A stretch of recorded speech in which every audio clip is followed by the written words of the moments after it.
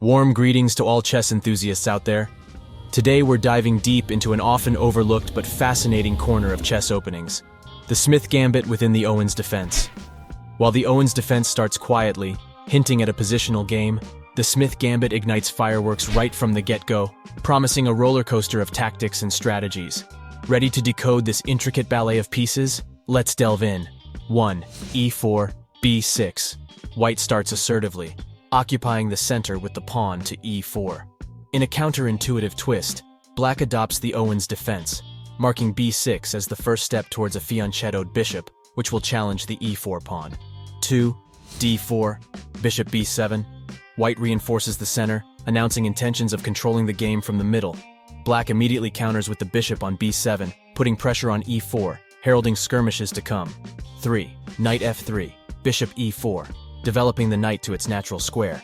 White defends the E4 pawn. Black responds immediately, capturing on E4, thus offering an invitation to the tactical arena. 4. D5, E6. White responds aggressively, advancing the pawn to D5, aiming to cramp Black's position. Black's E6 move aims at breaking down this advanced pawn, ensuring that White doesn't dominate the center uncontested. 5. Knight C3, Bishop B4. White develops another piece, reinforcing the central presence. Black stays consistent with the aggressive theme, pinning the knight to the king, suggesting potential exchanges and doubled pawns for White. 6. Bishop D2, Bishop C3.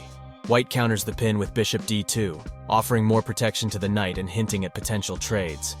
Black takes up the offer, capturing the knight and seeking structural concessions. 7. Bishop C3, Knight F6.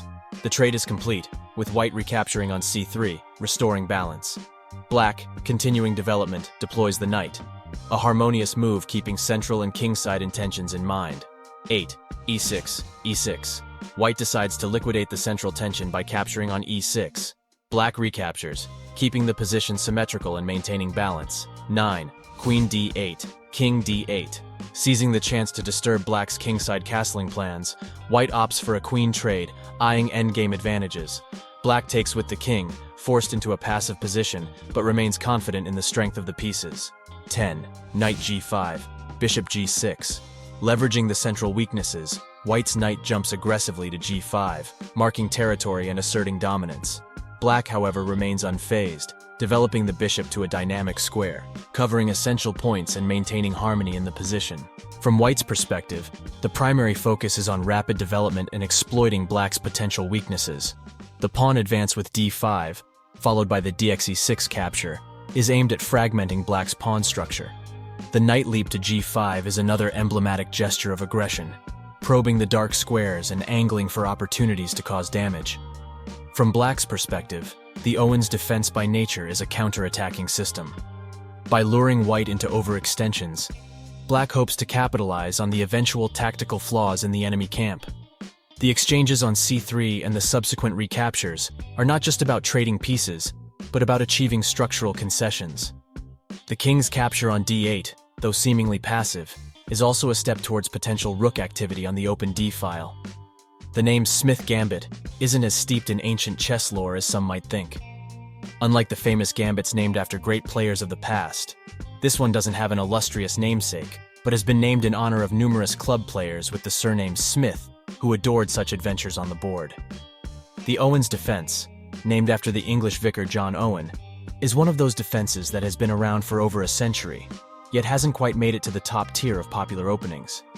However, it's always had its proponents even at the grandmaster level. It's essential to note that many lines in the Owen's defense, particularly the Smith Gambit, are not as deeply explored as some mainstream openings. This offers a wealth of opportunities for players to craft their unique ideas and innovations. The Smith Gambit in the Owen's defense is a splendid showcase of how chess can surprise us with the sheer depth of its resources. From a seemingly calm and modest beginning, the game can light up with fireworks in no time. In our next session, we'll delve even deeper, exploring potential middle game strategies, traps, and typical endgame scenarios arising from this gambit. So, get ready to don your thinking caps and dive into the vast ocean of possibilities this unique opening presents. Remember, in the realm of chess, the journey of learning never truly ends. Keep exploring, keep challenging yourself, and most importantly, keep enjoying the game. Until next time, happy chessing.